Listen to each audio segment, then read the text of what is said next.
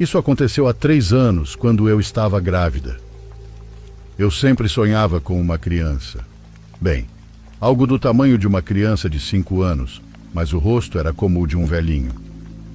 E sempre, ele sempre acariciava minha barriga e dizia que amava muito a irmãzinha. Mas o mais estranho era que, mesmo sendo um sonho, eu sentia tão real quando acariciava minha barriga que chegava a acordar e não conseguia mais dormir. Naquela época, eu sempre ficava sozinha de manhã, já que meus filhos estavam na escola. Eu dormia muito e sempre ouvia alguém me chamar, às vezes pelo meu nome, outras vezes dizendo mamãe. Em outras ocasiões, assobiavam ou batiam na porta, mas o estranho era que os sons vinham do quintal ou da cozinha. O quintal tem muros muito altos, sendo impossível alguém entrar. Quando ouvia alguém me chamando de mamãe, era claramente a voz de um dos meus filhos, e eu acordava ou olhava assustada, já que isso acontecia todas as manhãs. Até que, além de ouvir, comecei a ver uma criança andando pela casa.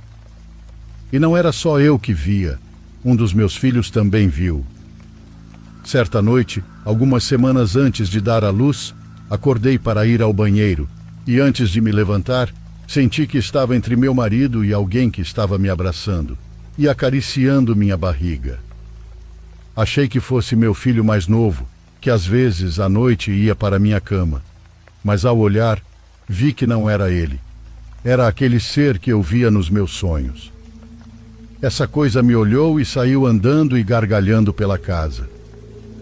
Não sei quem era, nem o que queria, mas depois que minha filha nasceu, ouvíamos alguém brincando na sala e na cozinha durante a noite. Essa foi a última vez que ouvimos e o vimos. Foi há cerca de 1 ano.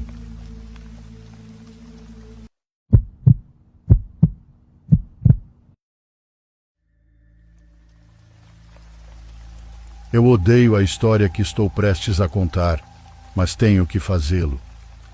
Isso aconteceu há quase 30 anos, mas ainda dói da mesma forma. Foi em um povoado bem próximo de Tecomán, no México.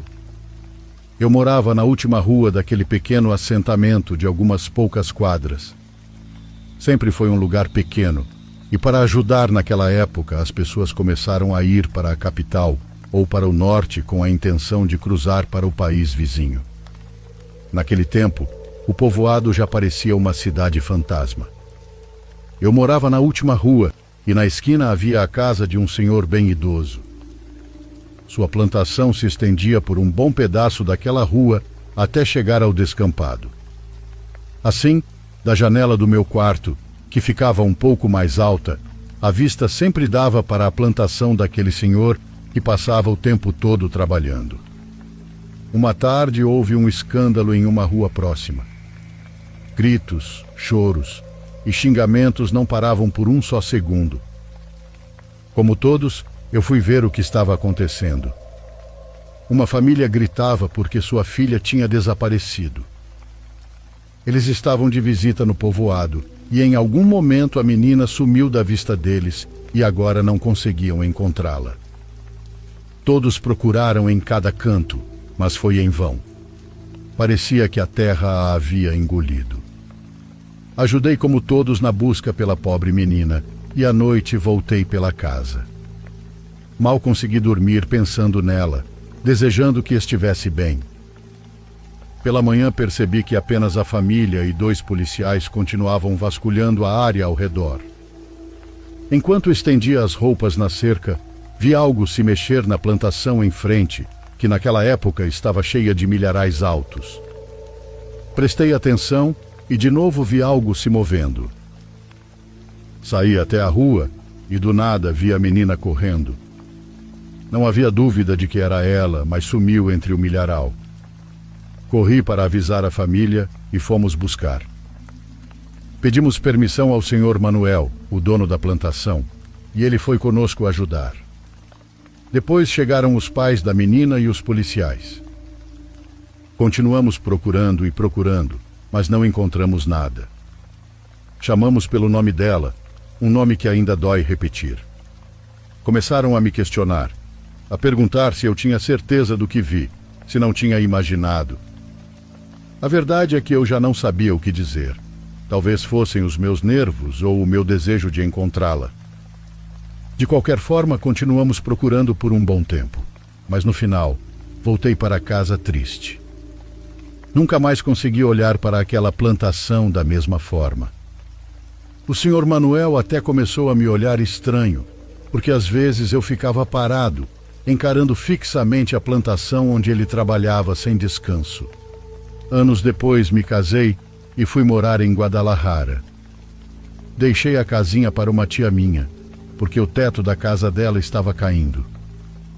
Em uma ocasião, quando ela foi me visitar em Guadalajara junto com umas primas, voltou a me agradecer por ter deixado a casa para ela.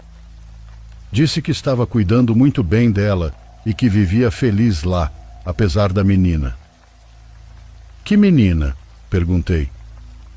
Já tinham se passado tantos anos que eu não me lembrava mais daquele acontecimento. A menina que corre pela plantação do Sr. Manuel. Desde que ele morreu e as plantas cresceram mais, ela aparece quase todas as noites. Minha tia não tinha muito contato com as pessoas do povoado e não conhecia a história. Também não me deu mais detalhes. Então comecei a procurar na minha velha agenda até encontrar os números de telefone de algumas pessoas. Consegui contato com a senhora da vendinha, que sabia de tudo por lá. Perguntei sobre o Sr. Manuel e contei o que minha tia via. Naquele momento, comecei a pensar que talvez eu não tivesse me enganado quando disse que via a menina. Ai, meu filho, disse a senhora, foi o Manuel quem a levou. Ele confessou isso ao meu marido em uma bebedeira, dizendo que não conseguia mais viver com aquilo, que a menina vinha todas as noites atormentá-lo. Meu marido tentou procurar a família dela, mas ninguém sabe para onde foram ou como contatá-los. O desgraçado do Manuel tinha que ao menos dizer onde ela estava. Precisávamos saber disso, pelo menos. Meu marido insistiu para que ele contasse, e até mentiu, dizendo que talvez ele precisasse disso para descansar. Mas não deu tempo. Ele não disse o que fez com a menina, nem onde ela está. Para piorar tudo, o velho morreu numa dessas noites. Descobrimos porque ele já não aparecia na vendinha há dias, e ao nos aproximarmos da casa, o mau cheiro nos alertou. Ninguém mais se aproxima daquele lugar, nem os sobrinhos dele, que preferiram deixar a casa apodrecer. A senhora falava com a voz embargada, como se ainda não tivesse superado aquilo, mesmo depois de tantos anos. Acho que ninguém no povoado conseguiu superar. Decidi não contar essa parte da história para a minha tia. Só pedi a ela que não tivesse medo daquela menina. Espero que em algum momento ela encontre a paz e não precise mais vagar por aquela plantação abandonada todas as noites. Por favor, curta e se inscreva se você estiver gostando. Agora continuamos.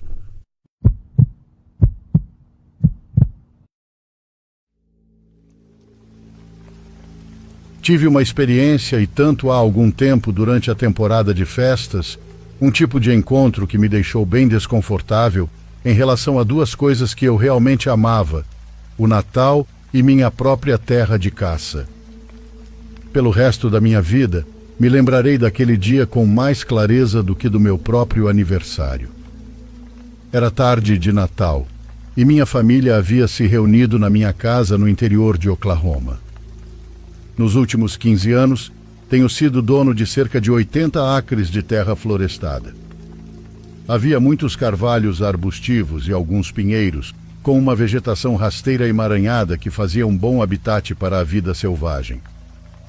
Pela manhã, abrimos os presentes. Minha esposa e eu recebemos os netos e seus pais, e todos tentaram se apertar na nossa velha sala de estar.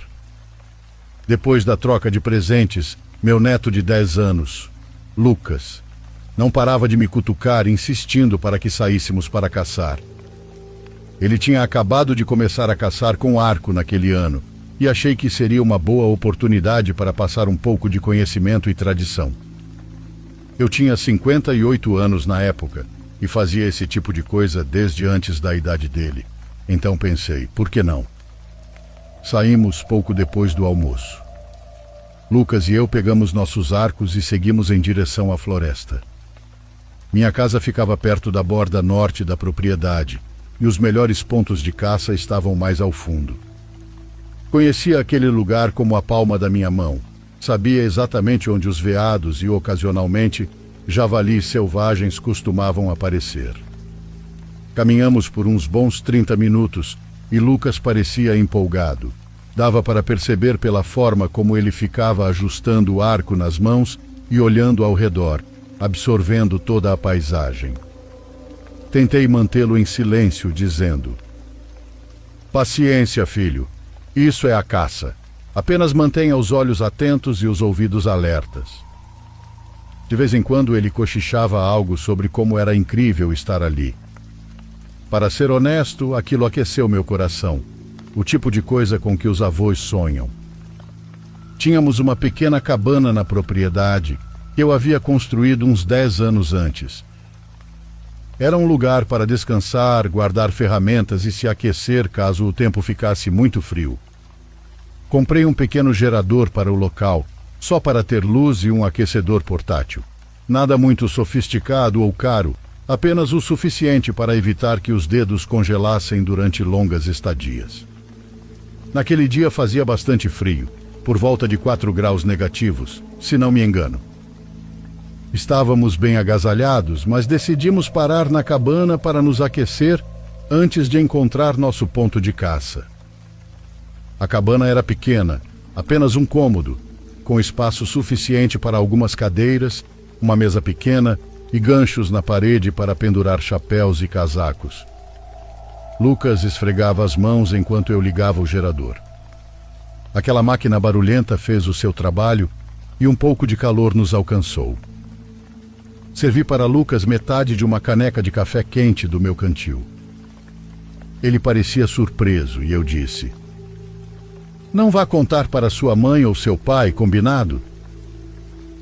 Ele sorriu para mim como se eu tivesse contado o segredo mais engraçado do mundo e começou a bebericar, provavelmente sem gostar muito do sabor. Ficamos ali sentados, os dois, tentando afastar o frio dos ossos. As paredes de madeira da cabana rangiam de vez em quando e eu me reclinei, aproveitando o momento. Após uns 15 minutos, decidimos que era hora de seguir para um dos meus antigos esconderijos. Era um lugar improvisado, camuflado atrás de alguns arbustos, com uma ótima visão de uma pequena clareira. No passado, veados costumavam aparecer ali no inverno e, com paciência, você conseguia uma boa chance contra eles. Seguimos pelo matagal, tentando fazer o mínimo de barulho possível, evitando pisar em galhos secos. Já era metade da tarde e a luz começava a ficar mais suave, mas ainda tínhamos tempo de sobra para nos acomodar. Chegamos ao local, uma espécie de depressão natural no terreno, cercada por arbustos baixos. Há algumas temporadas eu tinha reforçado o esconderijo com uma rede de camuflagem, mas ele se misturava bem ao ambiente porque tudo ao redor era marrom, cinza e verde escuro. Nos agachamos.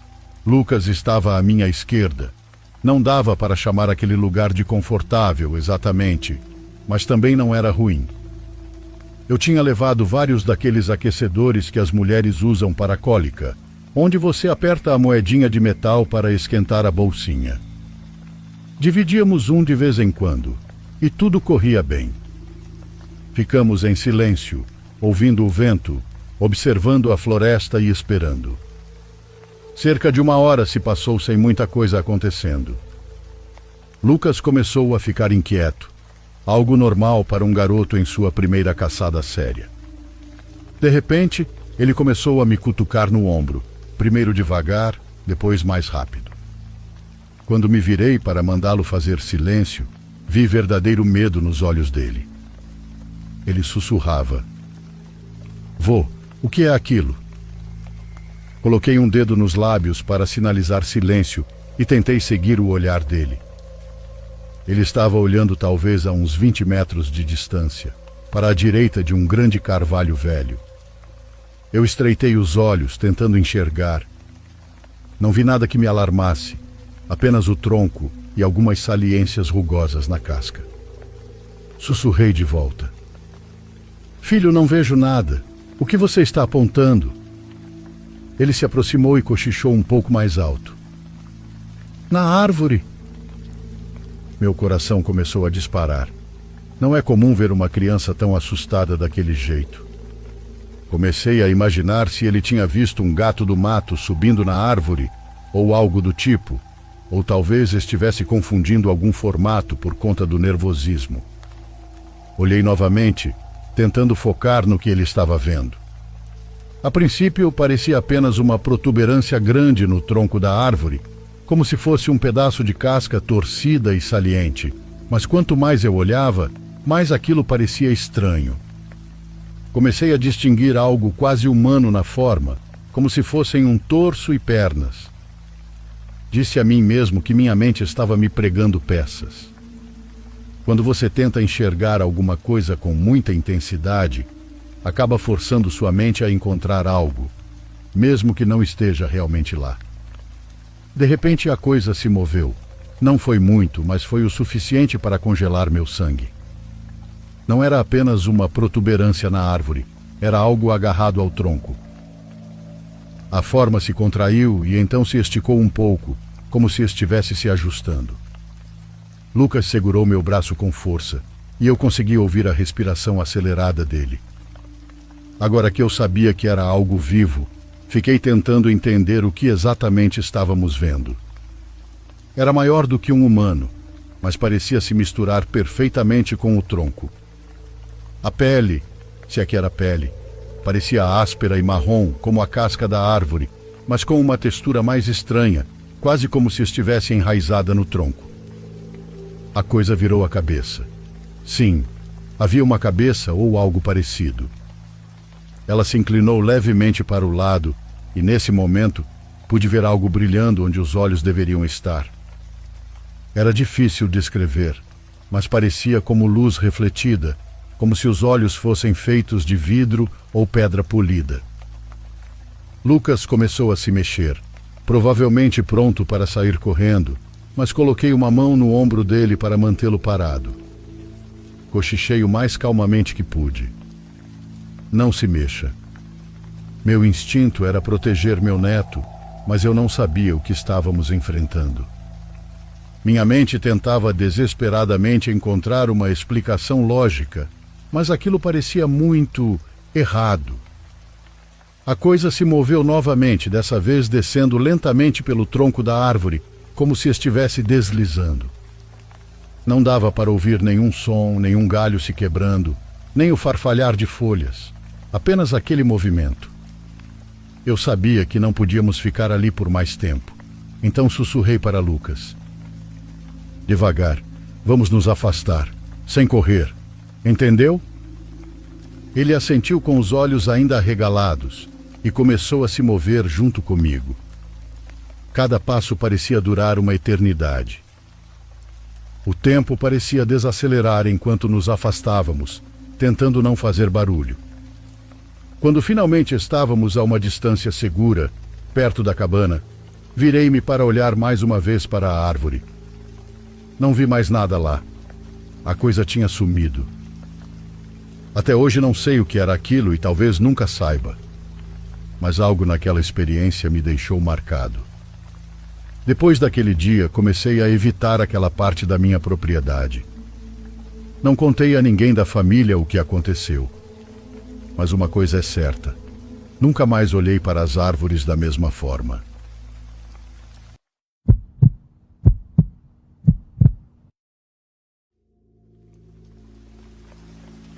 Olá a todos, meu nome é Raul e esta é a minha história. Nasci em Apucarana, no Paraná, mas vim ainda bebê para o interior de São Paulo, onde vivo com minha avó em uma casa simples, cercado pela natureza. Nessa época, para voltar para casa, havia apenas 2 caminhos. Um atravessava um barranco com 30 metros de profundidade, sem nenhuma iluminação. Embora o lugar tivesse serviço de luz, os ladrões sempre quebravam as lâmpadas. Então permanecia na escuridão. O outro caminho contornava um cemitério desativado. Se tivesse coragem, você podia atravessá-lo para cortar caminho, já que não havia cercas delimitando-o.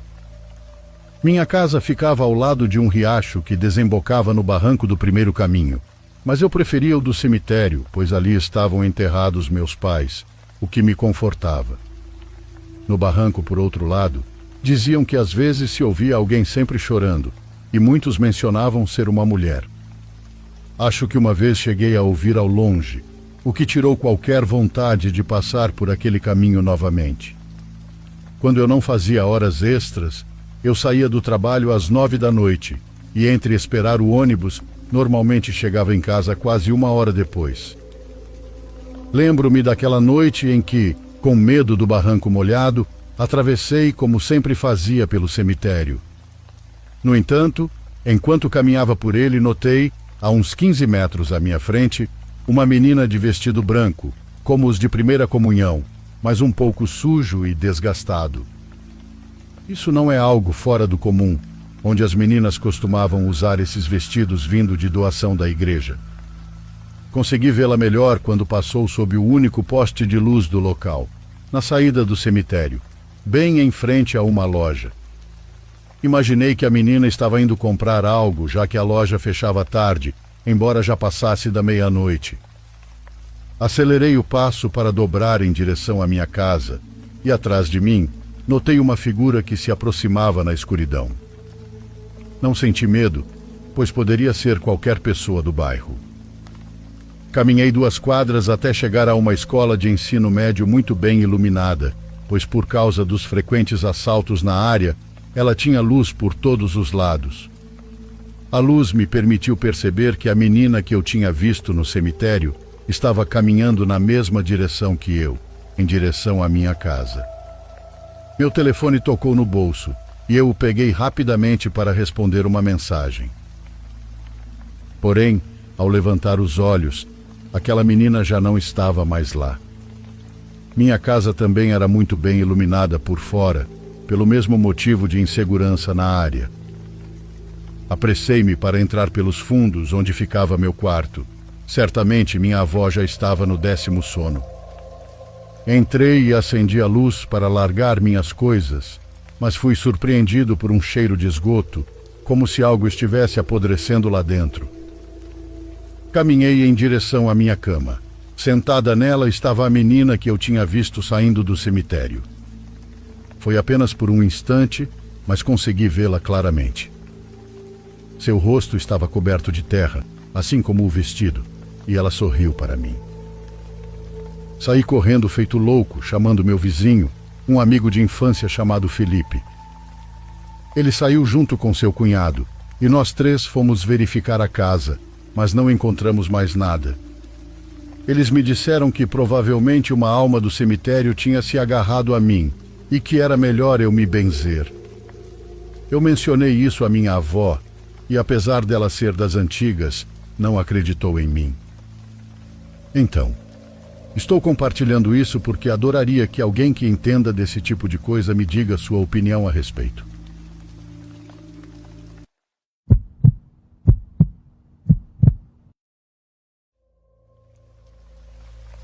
Há alguns anos fui fazer compras de Natal sozinha à noite. Para dar mais detalhes, menciono que sou mulher. Já havia comprado alguns presentes para familiares e amigos, mas queria completar minhas compras. Ainda faltavam várias coisas, incluindo um presente para meu marido. Saí do trabalho um pouco mais cedo, então decidi ir direto às compras. Primeiro fui a um centro comercial local que tinha várias lojas próximas. Visitei algumas delas e passei um tempo por lá. Depois de encontrar algumas coisas, voltei ao estacionamento onde havia deixado meu carro, que estava praticamente no meio do estacionamento. Quando estava prestes a sair dirigindo, percebi que havia alguém em outro carro me olhando. Não dei muita importância no momento. O carro estava estacionado na fileira ao lado e um homem no banco do motorista olhava fixamente na minha direção. Alguns segundos depois, olhei para outro lado e saí dirigindo. Depois disso, fui ao Carrefour, que ficava a poucos quilômetros dali. Fiz mais compras e passei pelo menos 30 minutos dentro da loja. Comprei várias coisas, e nem todas eram presentes. Ao sair e voltar para o carro, percebi novamente alguém me observando. Um carro estava estacionado à mesma distância de antes, e parecia ser o mesmo homem ao volante. Ele olhava para mim como antes, o que me deixou desconfiada. Por que ele estaria ali também? Cheguei a pensar que ele poderia ter me seguido. Fiquei desconfortável e decidi sair imediatamente. Liguei o carro e comecei a dirigir. Ao sair do estacionamento, não notei o homem me seguindo, o que me deixou um pouco aliviada. Minha última parada seria em um mercado próximo para comprar algumas coisas para o jantar. Estacionei, entrei, fiz minhas compras e saí em cerca de 15 minutos. Ao voltar para o carro, olhei ao redor para ter certeza de que estava tudo bem. Foi então que percebi mais uma vez o mesmo homem me observando. Ele estava estacionado em um local próximo, mas não tão visível desta vez por causa de outros veículos. Quando o vi novamente, fiquei muito confusa e não sabia o que estava acontecendo, mas sabia que queria ir embora o mais rápido possível. Saí dirigindo e, dessa vez, fiquei atenta para ver se ele me seguia. Ao chegar ao final do estacionamento, notei que ele continuava parado, então segui para casa, que ficava a menos de 10 minutos dali. Quando cheguei, estacionei na frente e entrei em casa. Meu marido já estava lá e comecei a descarregar as compras na cozinha. Não demorou nem 2 minutos e logo percebi pela janela um carro estacionando na rua em frente. Era o mesmo carro. Isso significava que o mesmo homem estava dirigindo. Não fazia ideia de como ele tinha me encontrado. Contei ao meu marido o que aconteceu e sugeri chamar a polícia, mas ele teve outra ideia. Ele pegou uma arma de airsoft do primo dele e saiu de casa em direção ao carro. Quando ele chegou quase na metade do caminho entre ele e o carro, o veículo arrancou rapidamente cantando os pneus. Felizmente, ele nunca mais apareceu. Não vi aquele homem novamente. Suspeito que ele me seguiu achando que eu morava sozinha e talvez estivesse planejando invadir minha casa. Não sei ao certo. Ele deve ter conseguido me seguir a uma distância suficiente para que eu não notasse. O que mais me intriga é quando ele começou a me seguir. De qualquer forma, estou feliz por ter meu marido comigo naquela noite, já que geralmente ele trabalha muito.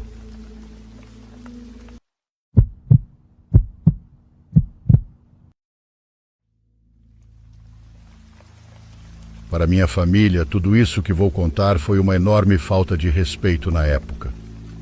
Ainda hoje não se fala sobre isso na mesa, em nenhum lugar, exceto com meus pais. Por isso, mais que qualquer coisa, gostaria de manter o anonimato. Em parte concordo com eles. Vocês logo entenderão o motivo, mas por outro lado, nem tanto. O fato é que se você tocar neste assunto, será muito mal visto.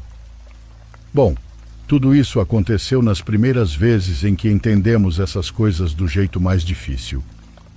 Sou de um vilarejo nos arredores do Mato Grosso.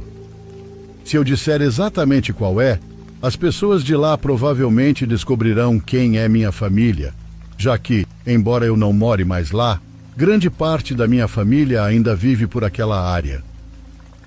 Nesse vilarejo havia uma funerária pequena. Há muitos anos morreu um tio com quem tínhamos uma boa relação, mas não éramos tão próximos.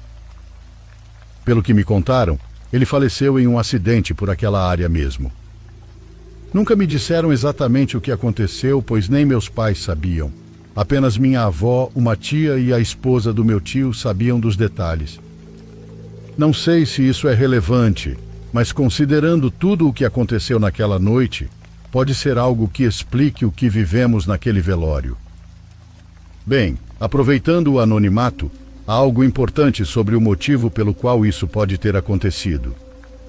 Levou anos para eu descobrir, e no final vou contar a vocês. Não é fácil, é um tema muito sério. O velório aconteceu na capela da funerária, que ficava na última quadra da vila.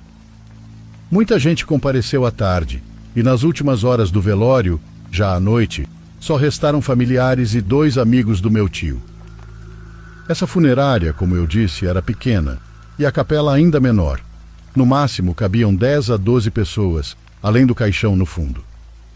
Naquele momento, lembro-me que todos estávamos do lado de fora conversando. Eu tinha 19 anos na época e era o mais jovem presente no velório. Estava ouvindo meus pais conversando com meus tios quando, de repente, minha avó saiu da capela furiosa, dizendo que não era hora para brincadeiras e outras coisas que não entendi. Ela estava realmente muito brava. Nunca a tinha visto assim antes. Meus tios se aproximaram perguntando o que tinha acontecido, e minha avó respondeu dizendo que eles sabiam muito bem o que tinham feito e queria saber quem foi. Meus tios e os amigos do meu tio começaram a se olhar sem entender. Então minha avó mandou que fossem ver o caixão. O velório tinha sido com o caixão aberto. Meu tio, que era careca, estava com uma peruca loira de cabelos compridos que alguém tinha colocado nele. Ficamos todos paralisados. Nem meus tios, nem os amigos do meu tio seria capaz de fazer algo assim, muito menos durante o velório. Ninguém disse nada e minha avó começou a chorar. Pediram que, por favor, alguém tirasse a peruca. Um dos amigos do meu tio a removeu e começou a perguntar quem tinha feito aquilo. Ele não estava bravo, e sim muito triste. De verdade, ninguém ali seria capaz de algo assim, até porque estávamos todos fora da capela. A capela não tinha janelas nem outra porta de entrada além da principal, onde estávamos conversando. Era impossível que alguém tivesse entrado. Pouco tempo depois de sairmos da capela, incluindo minha avó, que chorava muito, ouvimos passos dentro, como se alguém estivesse usando saltos altos. Todos viramos e, de repente, os passos cessaram. Minha avó quase desmaiou e precisaram segurá-la. Quando olhamos para dentro da capela, vimos meu tio sentado no caixão, olhando para fora. Era possível ver os algodões e os olhos abertos, mas não conseguíamos ver as pupilas. Ele nos olhava fixamente, sério. Aquela imagem foi horrível. Minha avó chorava enquanto meus tios a amparavam, perguntando quem estava fazendo aquilo. Eles começaram a procurar ao redor da capela, mas não havia como alguém ter entrado. Meu tio continuava ali, sentado, imóvel, olhando para nós. Nisso, a luz da capela se apagou. Se eu não estivesse lá, não acreditaria se alguém me contasse. Parecia um filme de terror, mas foi completamente real. Não entendíamos por que isso estava acontecendo com meu tio. E quando a luz voltou, menos de 5 segundos depois, ninguém tirava os olhos do caixão. Ele, que antes estava sentado, não estava mais. Quando a luz voltou, ele estava deitado, mas com os pés para fora do caixão. Eu não entrei naquela noite. Foram meus tios que entraram. Fiquei do lado de fora com meus pais. Minha mãe também estava chorando, mas não queríamos ir embora. Algumas pessoas disseram que talvez tivesse sido alguém da funerária, mas logo disseram que não era possível. Por quê? Para prejudicar o próprio negócio? Além disso, sempre tinha aquela pergunta: por onde entrou a pessoa que fez aquilo? Ou quem era que ouvimos correndo de salto alto? É por isso que minha família não gosta de falar sobre isso. Mais tarde, naquela noite, fomos embora, e minha avó foi levada para casa. Nunca soubemos quem pegou a peruca, se é que faz sentido querer saber disso, já que fomos embora sem descobrir quem fez aquilo. Os anos se passaram e nós nos distanciamos daquela parte da família por causa dos meus pais. Eles não queriam mais visitá-los.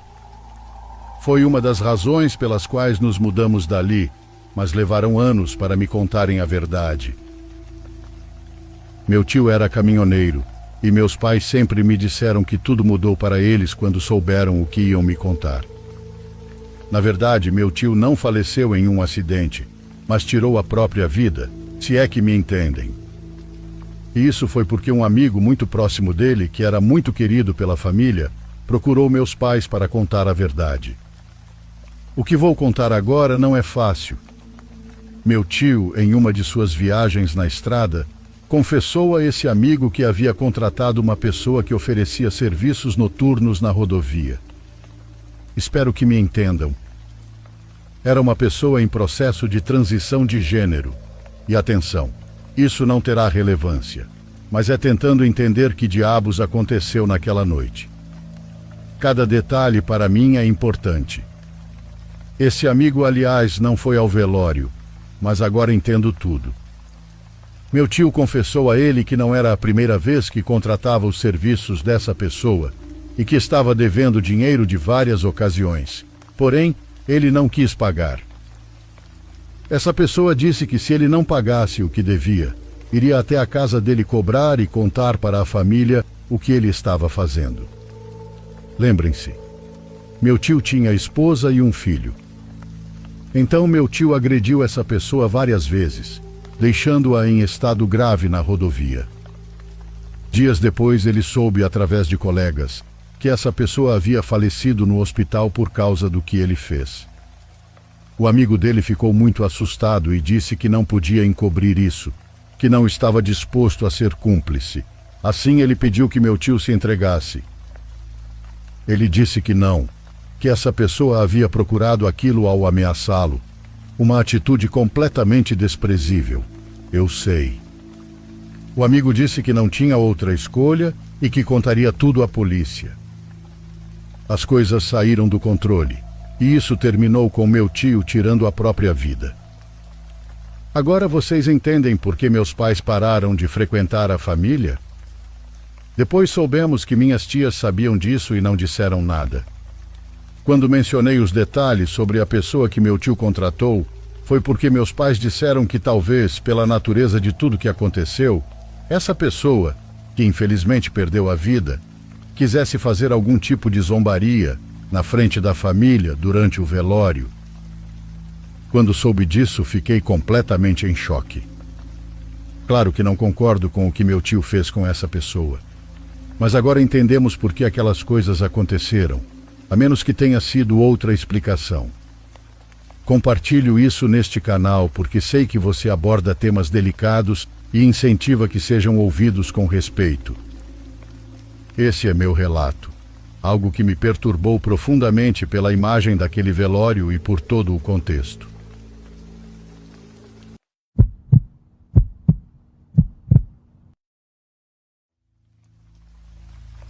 Na minha família nunca aconteceram coisas estranhas, nada relacionado ao paranormal, com exceção de um evento que meus primos e eu nunca esqueceremos e que envolve um velório. Aconteceu quando a maioria de nós tínhamos entre 9 e 12 anos.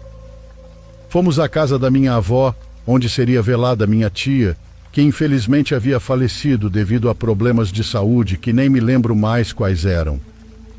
Não éramos muito próximos dela porque ela nunca gostou da gente. Dizia que éramos muito sem educação. Todos, sem exceção. Talvez ela tivesse razão, mas nunca fazíamos nada com má intenção. Pelo menos não ao ponto de justificar o tratamento que ela nos dava em vida. O velório dela aconteceu na sala da casa da minha avó. Nós, como crianças que éramos e sem nenhum apego à tia, subimos para o segundo andar para brincar. Lá tinha um quarto que minha avó deixava para as crianças, com sofás, uma televisão, e estávamos jogando Nintendo 64. Conforme a tarde passava e havia muita gente no andar de baixo, um dos primos sugeriu que fôssemos olhar as coisas da minha tia. Saímos do quarto e o seguimos escondidos porque, como disse, tínhamos muita curiosidade sobre ela. Nunca soubemos muito sobre a vida dela, e em vida ela nunca nos deixava nos aproximarmos do quarto dela. Naquela tarde, entramos. Agora que sou adulto, percebo o quanto foi desrespeitoso invadir o quarto dela, mexer nas coisas dela, com ela sendo velada no andar de baixo, enquanto as pessoas se despediam e choravam por ela. Mas quando se é criança, não se tem noção dessas coisas. Estávamos lá, olhando as fotos e abrindo gavetas para ver se encontrávamos algo interessante. De repente, todos nós saímos correndo do quarto, porque ouvimos a risada da minha tia, alta e clara, vindo da cama dela. Foi uma risada horrível, que conhecíamos muito bem. E claro, não havia ninguém na cama. Ela estava vazia. Mas todos nós ouvimos. Descemos as escadas correndo e minha mãe e minhas tias nos seguraram. Elas nos levaram para a cozinha para que não entrássemos direto na sala onde as pessoas, pelo que percebemos, haviam notado nossa agitação. Naquela tarde, minhas tias nos perguntaram o que estávamos fazendo no quarto, antes mesmo de termos mencionado qualquer coisa. Mesmo assustados, meu primo mais velho perguntou como elas sabiam que estávamos lá. E eu me lembro muito bem do momento em que elas se entreolharam e disseram que também haviam ouvido a risada da minha tia, e foi por isso que sabiam que estávamos no quarto. Naquele dia, elas tentaram nos acalmar como puderam.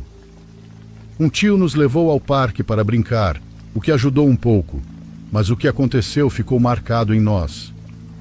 Crescemos com essa lembrança, algo que todos ouvimos no dia do velório dela, vindo de sua cama. Saber que minhas tias e minha mãe também ouviram só tornou tudo mais assustador.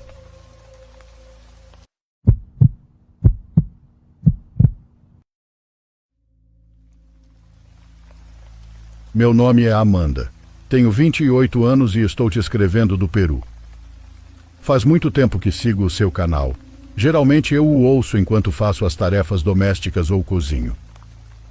Não sou uma pessoa cética, mas também não culpo tudo pelo paranormal. Normalmente, quando algo estranho acontece, tento encontrar uma explicação e, se não encontro, só então aceito que pode ser algo além da minha compreensão. Desculpe por uma introdução tão longa, mas senti que era necessário para que entendessem o ponto de vista sob o qual vivi essa experiência. Desde pequena, coisas estranhas acontecem comigo e tenho muitos episódios que, com certeza, vou compartilhar com você mais adiante. Mas quero começar especificamente com esta história. Minha história aconteceu anos atrás, quando eu estava no colégio e minha avó ainda estava viva. A cidade onde cresci fica na serra. É um lugar muito pequeno, que você pode atravessar caminhando, mas nem por isso é menos lindo. Pelo contrário, meu vilarejo é extremamente belo, especialmente ao entardecer.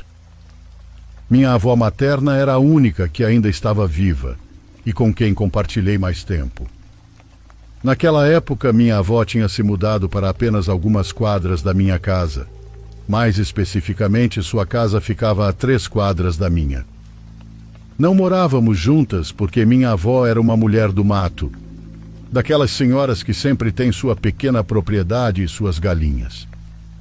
Então, para não afastá-la de seus costumes, minha mãe fez o esforço de comprar um pequeno terreno onde construímos nossa casinha.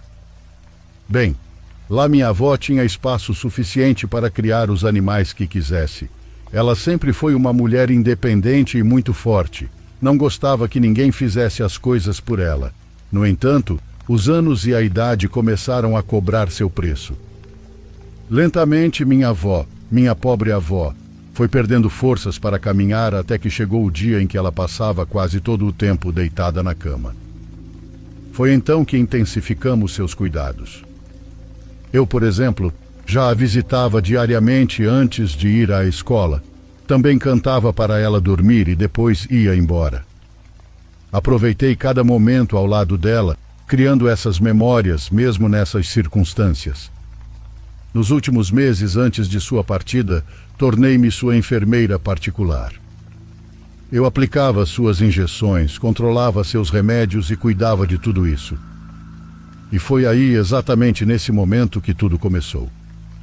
Numa madrugada, por volta das 4 da manhã, meu pai me acordou para se despedir.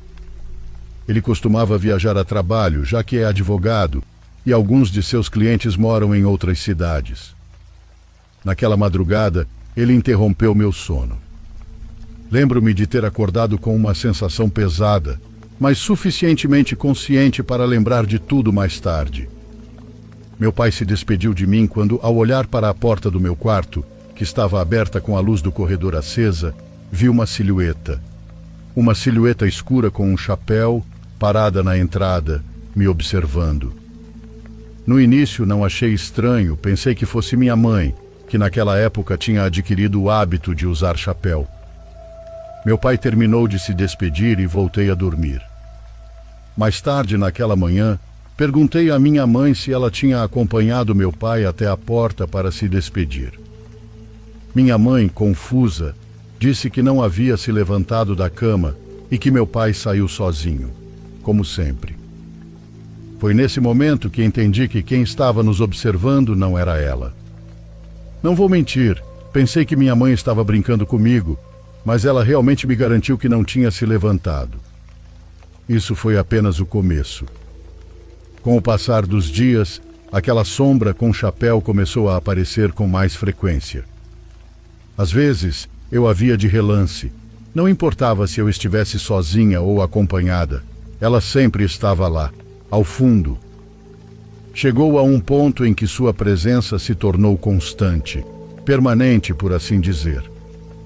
Apesar dela apenas me observar e seguir, eu sentia medo. Podia perceber o peso de sua presença.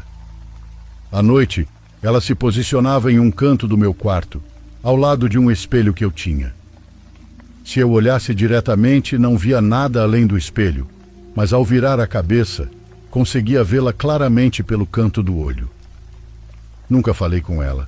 Na verdade, comecei a fingir que não havia, temendo que se eu demonstrasse medo ou ficasse na defensiva, aquela coisa pudesse me fazer algum mal. Eu não entendia quais poderiam ser suas intenções. Sei que pode não parecer lógico, mas naquele momento, com 15 anos, isso fazia todo o sentido do mundo para mim. Essa situação durou 2 longos meses, e não sei como consegui suportar. Mas uma noite, simplesmente aquela coisa desapareceu. Tentei percebê-la novamente pelo canto do olho, mas já não estava lá. Simplesmente havia sumido. Foi estranho. Até o ambiente parecia mais leve. Eu estava feliz, mas confusa, e essa sensação durou apenas 5 minutos. Às 2 da manhã, a esposa do meu tio, que acompanhava minha avó todas as noites, nos ligou chorando. Ela disse que minha avó não acordava, que não tinha se levantado para tomar seu remédio. E naquele momento eu soube, compreendi tudo. Não me importou a hora, fui acordar minha mãe. Coloquei a primeira coisa que encontrei e corremos para a casa da minha avó. Ao entrar, a esposa do meu tio estava em lágrimas e eu, sem pensar, fui direto para o quarto da minha avó. Assim que a vi, soube que não havia retorno. Aproximei-me, peguei sua mãozinha ainda quente e senti seu pulso, que foi diminuindo lentamente. E ela apertou minha mão. Juro que ela me apertou levemente a mão uma última vez, e se foi. Eu mesma certifiquei sua morte diante da minha família. Não queria chorar, porque sentia que, se eu desmoronasse, minha mãe também desmoronaria. Saí do quarto e fui ao jardim que ela tinha, o jardim da minha vozinha. Deixei que o vento da madrugada me desse forças. De repente, de relance, vi que pelo corredor da cozinha se movia uma espécie de névoa branca. Virei a cabeça e vi. Era a silhueta da minha avó. Impossível não reconhecê-la. Ela parou ali por um momento, como se estivesse me olhando, e num piscar de olhos desapareceu. Sei que muitos não vão acreditar, e eu entendo, mas essa lembrança continua viva na minha mente, mesmo 13 anos depois. Não sei se aquela entidade, se o homem do chapéu anuncia a morte ou desgraças. Só sei que desde a morte da minha avó nunca mais o vi, e tenho medo, de verdade temo, o dia em que ele reapareça em minha vida.